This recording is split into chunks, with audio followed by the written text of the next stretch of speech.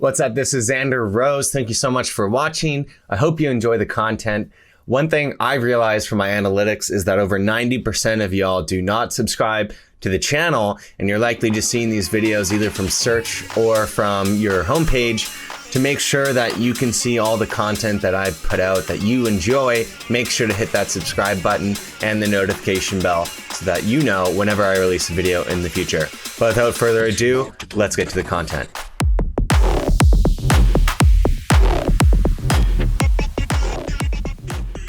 What is up, YouTube? This is Xander Rose back again with another track breakdown / tutorial. This time on G House Confession Style House track. This was actually my first track signed to an external label instead of my own, so that was pretty cool. Let me just check the audio settings, get that buffer rate way up there.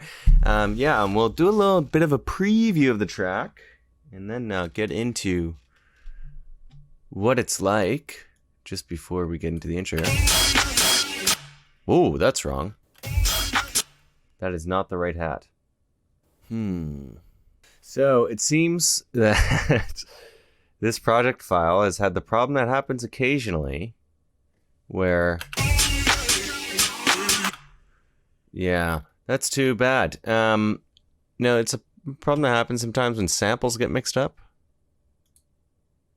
It doesn't know which one is which. So what we're gonna do for this guy is just go into the mixing file and talk about it there. Now, unfortunately, you won't be able to see the patches that I use, and I do a lot of my mixing, unfortunately, in the production file. But for this one, we'll just have to, go with what God gave us here, and again, check the audio buffer there. Okay, we're good on that. Stick a little throw by, yeah. So it looks like, unfortunately, there's not a lot of mixing that's going on in here, but I will still break down what I kind of was thinking about when making the track and whatnot. I was listening to a lot of Confessions music, as you could probably guess, and I was really experimenting with this sound and how to integrate it.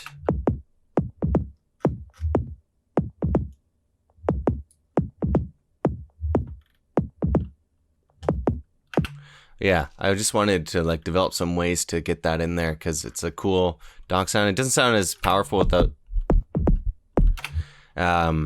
there's tons of G House guys who are using it, so I found a way to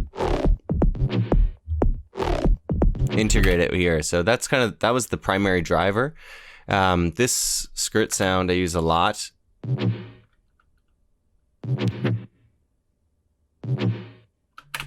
I use it in Drank and every song since then.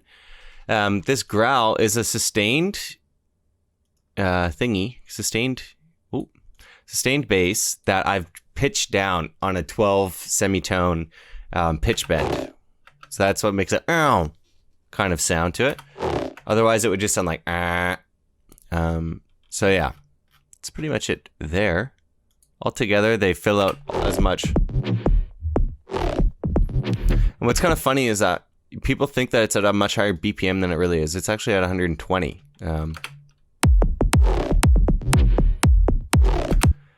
So it's quite slow. The kick that I'm using here is one that has a lot of attack on it. I like that kind of high-pitched high end to it.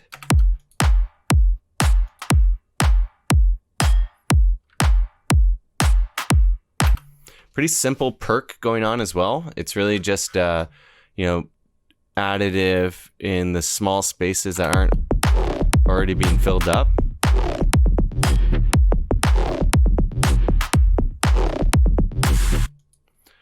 With a louder clap at the end there to kind of accentuate that area. And then pretty standard claps, or hats, I should say.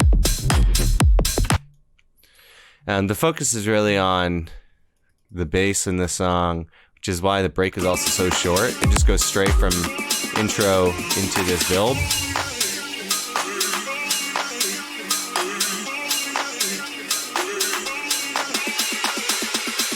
It's about to go down.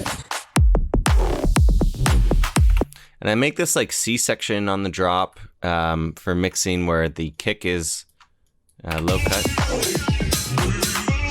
And that reintroduces the melodic elements.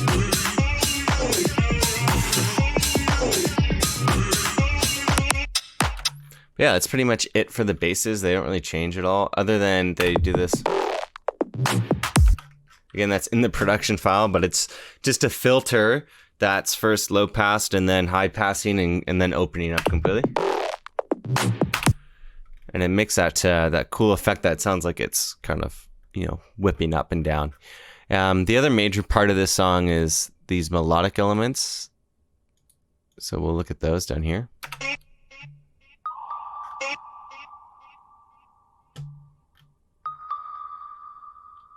It's very like simple kind of malo style pluck that's just heavily reverbed.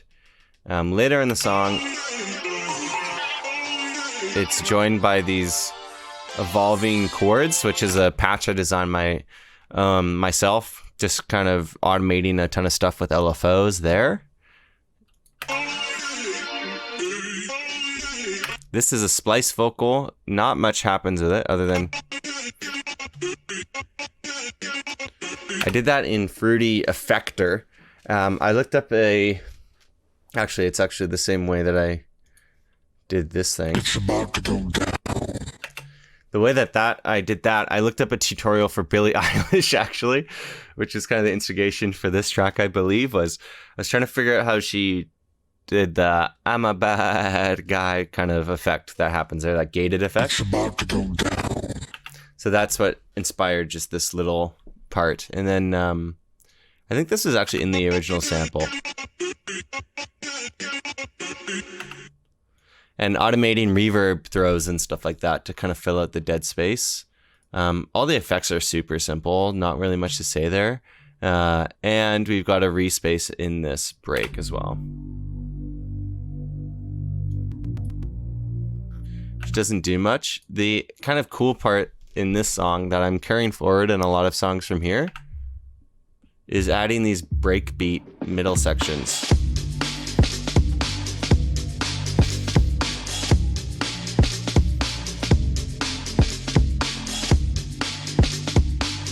And I do that with a combination of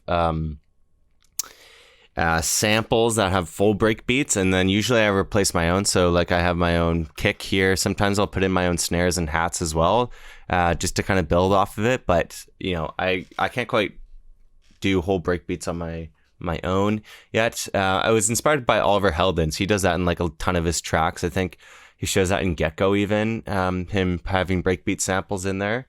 And it just makes it easier to kind of build off of, and then you can throw effects at it to your heart's desire.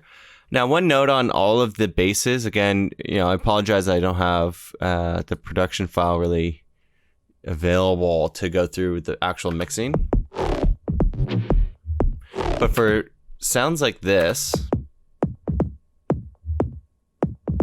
because you're low cutting the sub from it to have a dedicated sub, you really have to do a lot of saturation on them to make them present. So, I suspect that there's probably a sausage fattener on there that's fattening it up quite a bit. Yeah, it's a really short song too.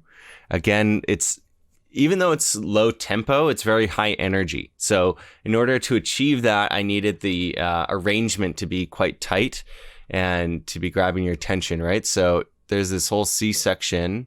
The drop is relatively short, right? It's like 16 bars and then this, or 8 bars actually.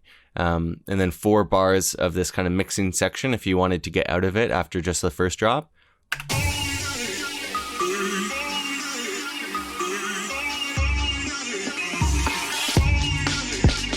Oh, sorry, that is 8 bars. That's 8 bars and 16 bars. And then 8 bars before we get into this breakbeat section, which goes for 16 bars. And then straight into another break and drop, right? So it's super high intensity in terms of how much stuff is going on, how often things are changing. And I think that's really important in this type of genre, that you're not lingering anywhere too much. But yeah, it's really just a matter of getting those bass, different bass synths to stand out by having proper kind of EQ and saturation on them, I believe. And then the interplay, it's the same thing for all the, let's just listen to the drum loop again. One thing that people don't realize is having proper reverb on your percussion chain is like your percussion bus is super important to make sure that they're glued together, but people usually put too little reverb on it. you can hear there's quite a lot of reverb on that.